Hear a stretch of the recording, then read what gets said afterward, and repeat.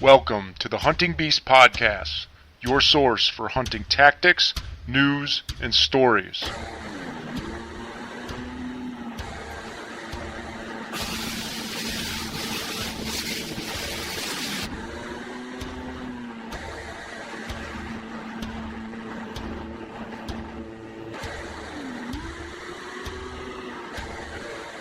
And now your host, Mario Traficante. Hello, and welcome to this week's edition of the Hunting Beast Podcast. This week, Dan and I will continue to answer questions from the Hunting Beast Forum. And it was amazing. And you've seen different deer doing that. Yeah. When it's this position where the camera's always there and always checked. Yeah. Yeah, it makes it interesting, nonetheless. All right. Next one we got here. Dan. At what point do you write off a buck bedding area? A certain number of sits with nothing home, or only small bucks? Lack of mature sign throughout one season, 2 seasons? So I think he's kind of asking like you just give up on a spot. That's a good question, and it's a hard one to answer because there's probably places I give too much time, and there's probably places I don't give enough. But a lot of times I'll look at bedding, and I'll look at it and I'll say, if I was a big buck, I wouldn't lay here. I'll move on. Because you got to remember, I look at thousands of beds a year. Most of that is just written off. I'm looking for the features that hold a big buck, right? Right. If I find those features and I hunt it and I don't see nothing, I'm going to hunt it again. I'm going to probably give it a few times. And there's spots probably where I probably should have and didn't go back. There's probably spots I put too much time into because I believed in. And there's been a few spots, and this goes back to an earlier question that I didn't answer. Somebody with, but anywho, Yeah, latest tactics. yeah, latest tactics that I've learned. Yeah. Here's one that I've learned in the last couple of years that's really starting to sink home, is that a lot of times those bedding areas that look so hot turn out to be night beds, where they're actually chewing their cud or whatever, they're going down and laying down for a couple hours and then getting up. And those, what I'm learning in the last few years here, something I didn't know in the past, was those sometimes are worn to the dirt, and sometimes really got all the features, the backdrop, the wind direction, and everything that a daybed has. Because they still got to be protected. They still got to be protected from wolves or whatever, or, in their minds. Right. Okay? So, a lot of times, I might be hunting this spot and not seeing anything, going, how can I not see it? There's big rubs going in there. There's rubs in the bed. The bed's got a backdrop. It might be night bedding. It really might be. And one thing I'm seeing with the night bedding is it usually is close to the food source. But sometimes day bedding can be too. Right. But when you see it far from the food source, like a swamp island or something, I've never seen that be night bedding. They're not walking out to the swamp island to night bed. Yeah. You know what I'm saying? But, so I will write something off if I'm not getting action there. Yeah. If I'm going in there and I'm hunting it and I throw a September at it, I throw a rut at it, I throw a late season at it, and I do that a couple of years in a row, I give up. I might not even give it a couple of years personally, but this guy, I wouldn't want to tell him that because I've got a lot of options. Yeah. I've been doing this for years. I got a lot of great spots. If I'm not seeing action someplace, I'm probably not going to waste too much time here. What will make me waste a little more time there, and that was kind of the guy's question, what will put me there a little more often, I know there's a huge buck in this area. I might give that spot more chances because that's up my odds for that huge buck. Yeah. I mean, and I think too, it's depending on how many spots you have.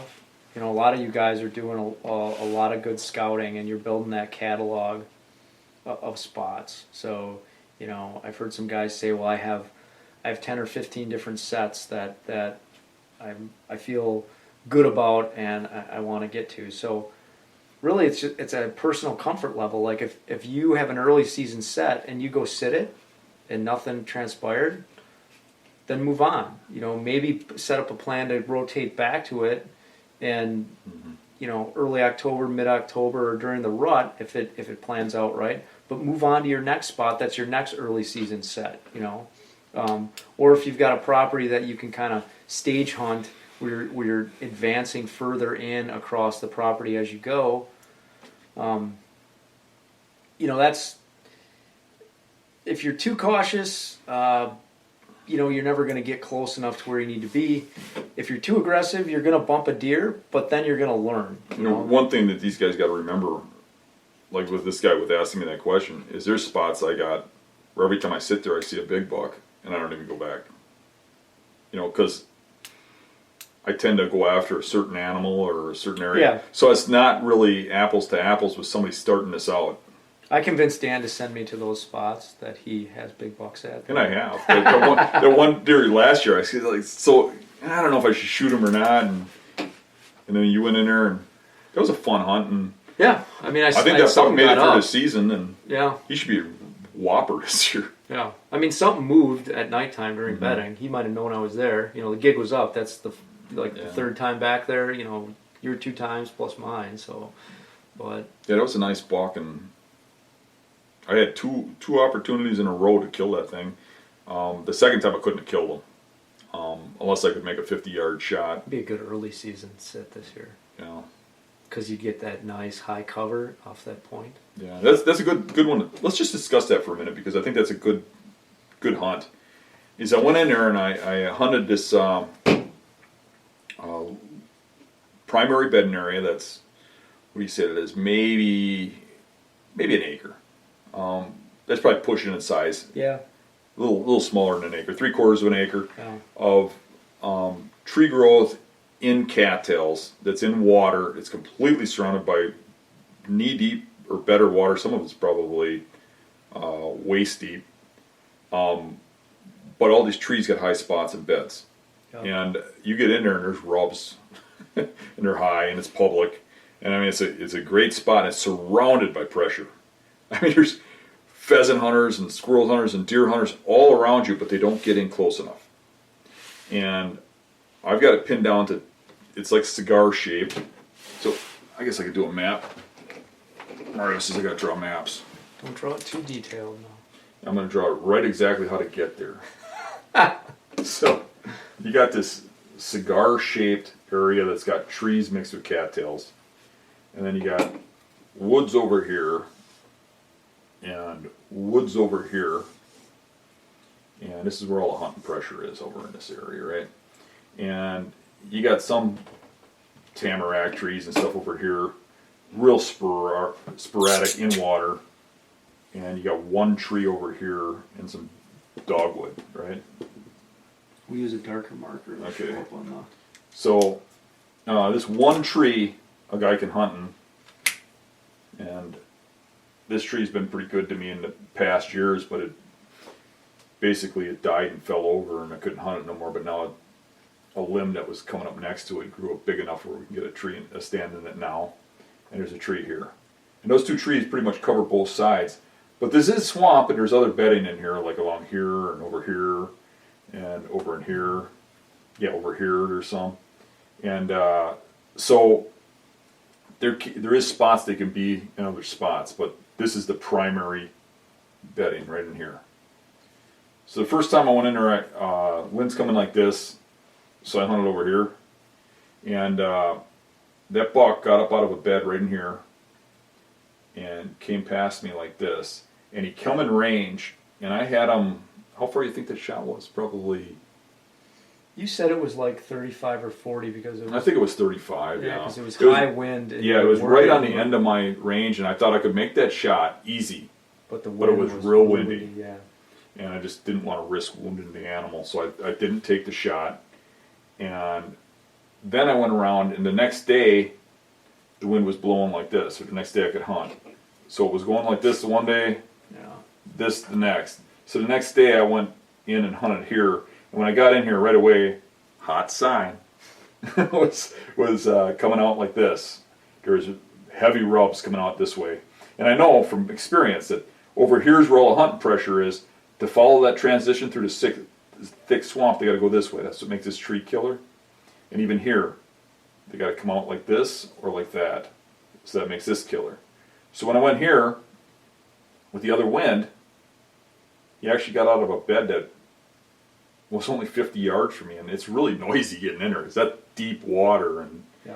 but he got up here, and instead of taking the trail that went right underneath it that he should have, he looped like this.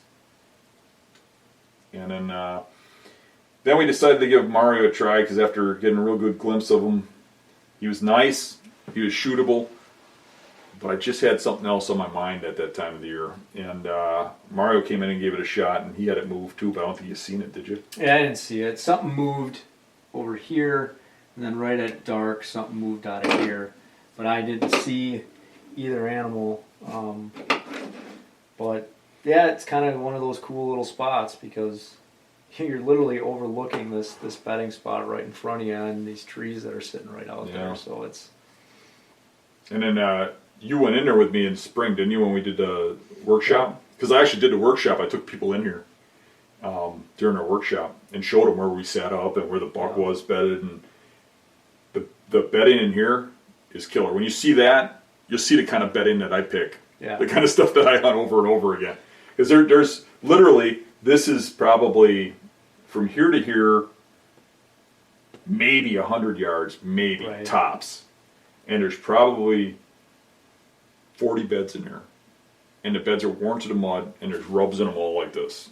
In different heights, and, you know, it's pretty good. There's big tamarack trees in there just rubbed. I mean, I could see on a But really windy day going in there why that worked to your advantage because it's such close quarters. You're so tight in there, and it's really hard being quiet. I mean, you know, too, the beds are here and here. You're sitting here, you're, 50 yards from the bedding.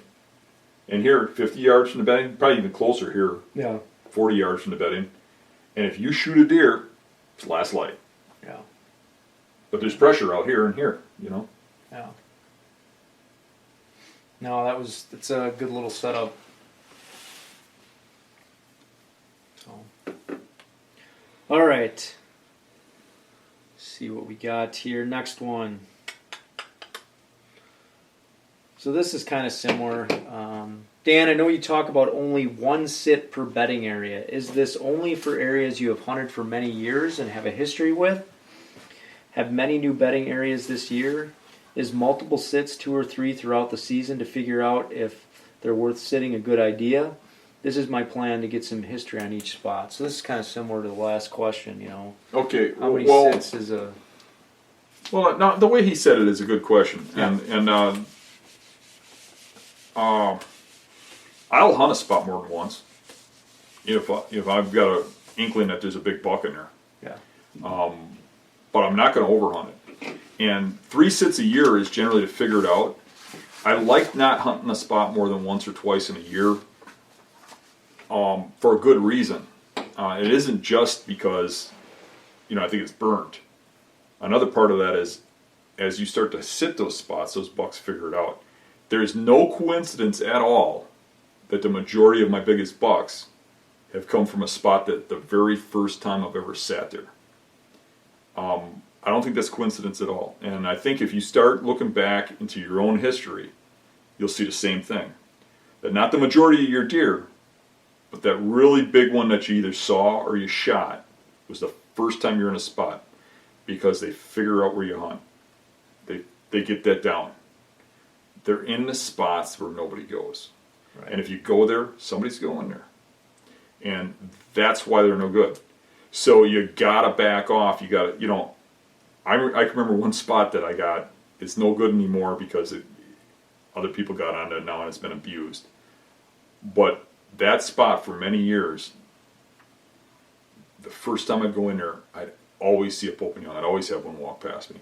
That spot held the biggest bucks in that particular public land every year. It was a great spot. And you could kill one there every year. And you could go in there a second time and kill one. But if you did, you start pushing it. And I had to, say, no, I'm going to go hunt someplace else. Even when we had multiple tags, I could hunt it 3 times a year tops. But you could see the degradation when I hunted it 3 times in 1 year. Yeah. The next year it wasn't as good. Those deer learn that. And you're hunting a deer that's 5 years old. Those deer don't get to be 5 years old by hanging out where people kill them. Right. And they will learn where you're at. They will pattern you. So that's the main reason that I'm hopping around. I mean, it's not the main reason. There's several reasons that kind of work together. Right. But you got to hop around.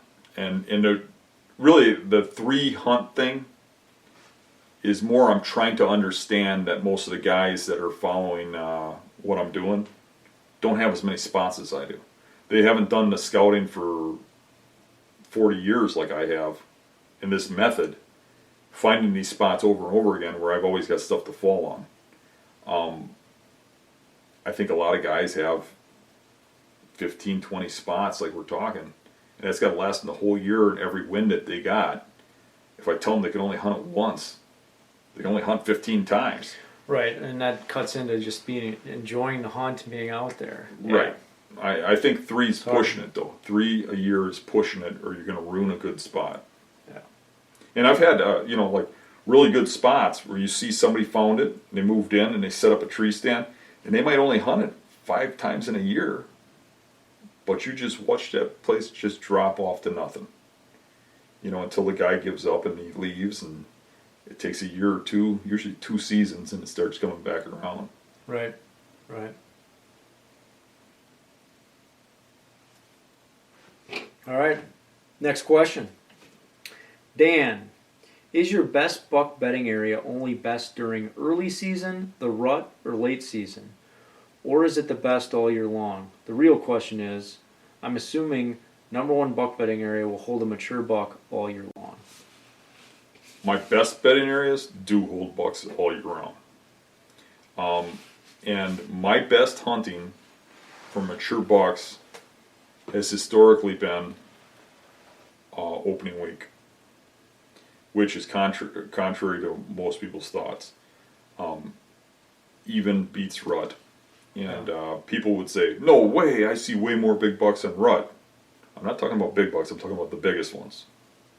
Mature bucks. When you get 5 years or older, I see more daylight movement and further movement in early to mid-September than I do during rut.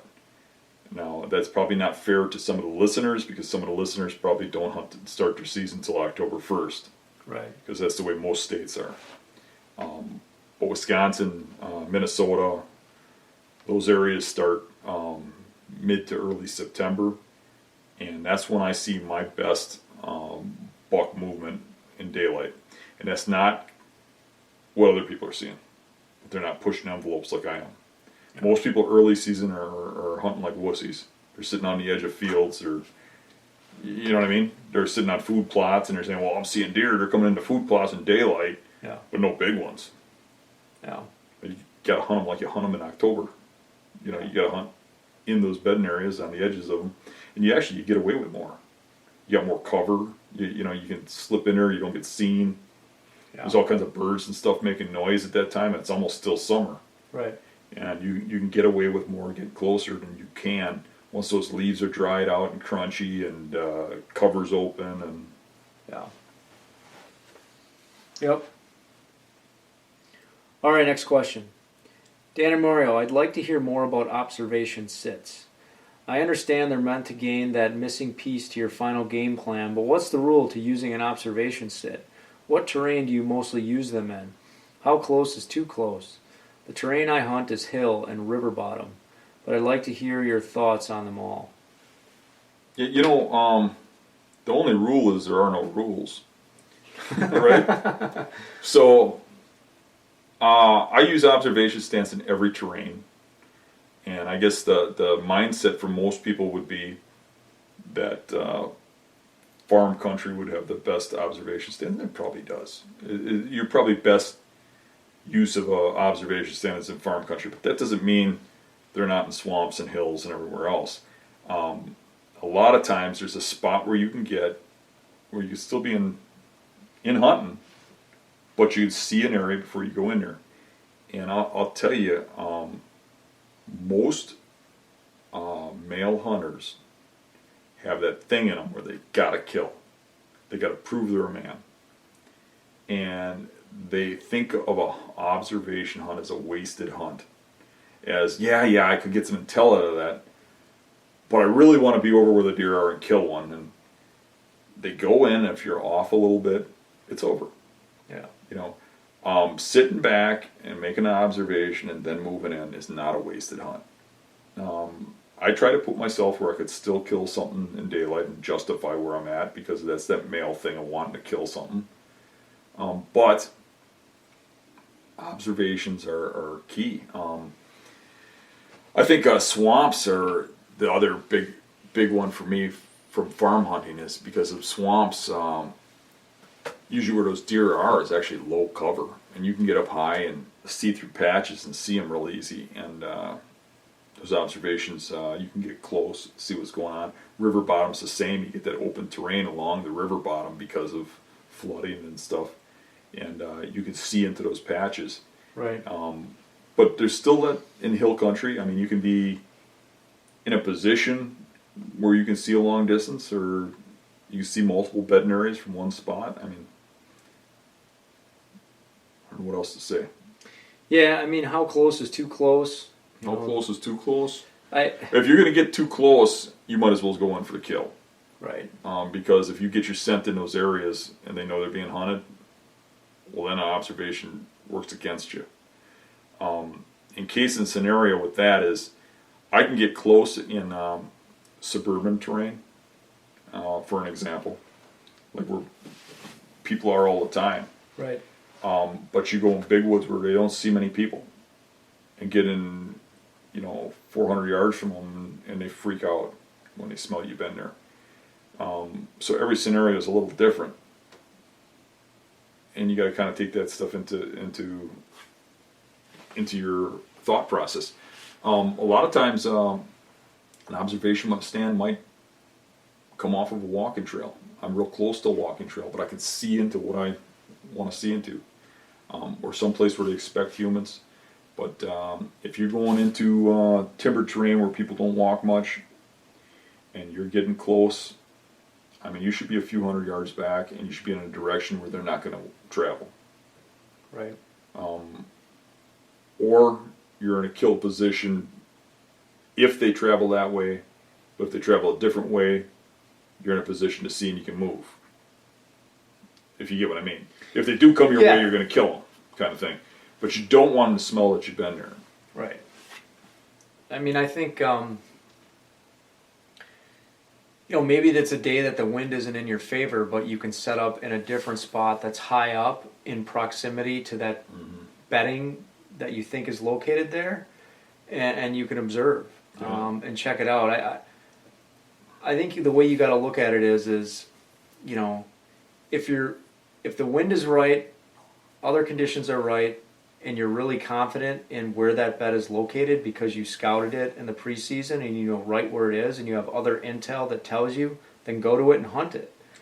But if you're not sure, then get far enough, be as far back as you can be where you still have a good vantage point that with daylight left, you're still going to be able to see that animal move and get intel on where he's coming and going. And then it does kind of solidify your plan. Then you can slide in the next day if the weather's right. And a lot of terrains too, you can use a silo, get really high up, right behind the farm where deer ain't going to be worried about you, and use a good spotting scope where you see long distance. Yep. A lot of times you can do observations from a car or a truck. And the thing about doing it from a truck is you can get out there last minute. Yeah. You can have 15 minutes that day before dark after work or something. Get out, observe something when you get the next day, which is Saturday, to hunt. Yeah. So don't overlook the use of a truck or a car. Well, and I think too, you think about it, guys, if you're during the summer, if you're running the back roads and you're watching deer, you're doing observation sits. Right. If you're shining at night, you're doing observation sits, because we talked about this before. If you have the opportunity and time to do that, it can be a lot of fun, and it's fun to see deer. But think about why those deer are coming to that location at that time and how it relates back to bedding. And, you know, how far have they traveled to get there based on the time it is during the day, and where do you think the bedding is based on that field where you spotted them? Or maybe you have a vantage point where you can see down into a valley that's a pinch point of a river bottom, and you can see where these deer cross. You know, so it's, Yeah. you know, Sometimes too, you know, it sounds kind of weird. It's probably maybe a little far stretched, but an observation can be, you know, like when Andre called me up and said, "Hey man, there's a huge buck in that one field every night when I'm shining in your area." yeah, You know, or it's you're overhearing somebody. You know, I went and killed one of my biggest bucks because he saw that buck in one of the areas where I hunt and told me about it. I went and looked for it, found it, developed a pattern, started glassing, started watching, started observing, and then moved in and killed it. And there's other times when you're like at the store in town and somebody comes over by me and says, "Man, did I see a buck on the other end of the swamp?" You know, and think about the Rome legend.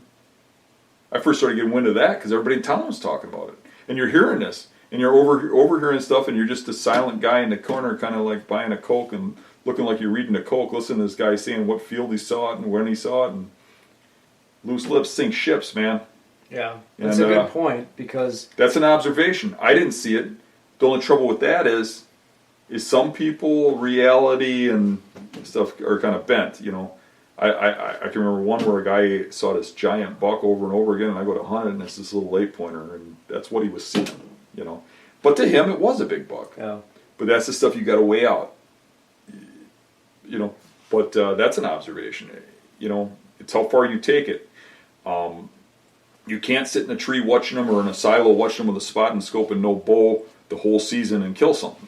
Right. At some point, you got to move them for a kill. But at the same point, you can't think you got to just rush in there like the bull in the china cabinet every time and that you're going to be successful your whole season.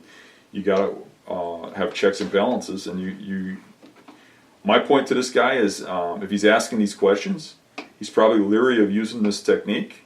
And maybe I'm reading you wrong. Sorry if I am. But my point would be, just go out and do it. Give it a shot or two. And when you start seeing success with it, you'll probably change your tune.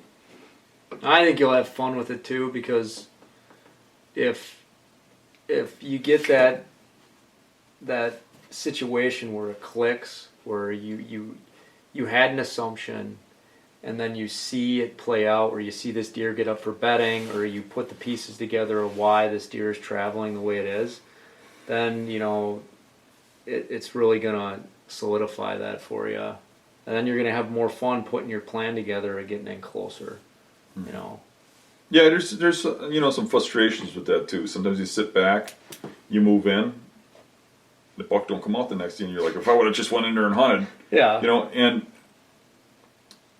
I think somebody asked me one time. I remember this. This goes back like a year or two ago, but it kind of caught my attention and made me think a certain way.